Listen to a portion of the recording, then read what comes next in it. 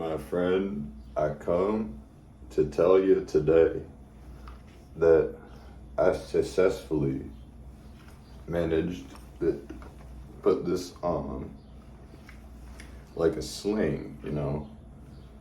It's just a t-shirt. It's tied around with the long USB cable.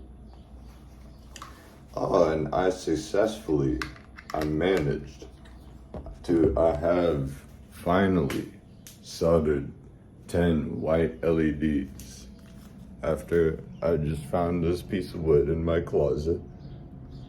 It was already just the right size, cut perfectly though.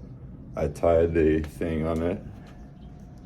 This is all still working, same transistor.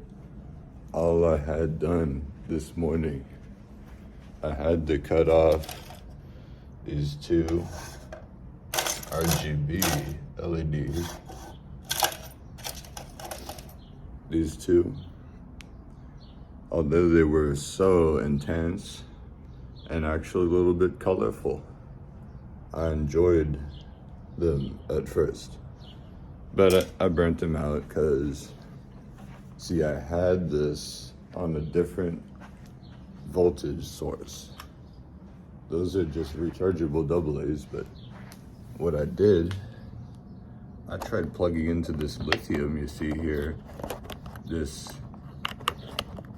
and it apparently burned up those other LEDs. But these 10 white, they still seem to be just fine with that sort of power source. You see, I have many options for USB and cell phone chargers and things.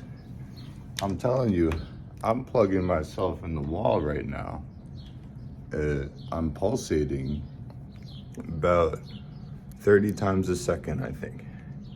That's about, 30 frames per second AVI video. That's about the same to me, in my opinion. That reminds me a lot it's about that pace. But ultimately, I think rechargeable AA's make way more sense to me. They're just really lightweight, and so it's not as dense. I think they're better to use just for traveling around. If I wanted people to see me on the street, right, then I would do this. All I had to do was just a little work on it.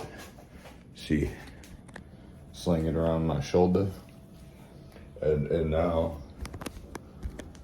I have a new flashlight. I tested the 4 AA batteries out on it with those other RGB LEDs. That thing was drawing 500 milliamps. This is probably about similar to that. I will test it again though on this.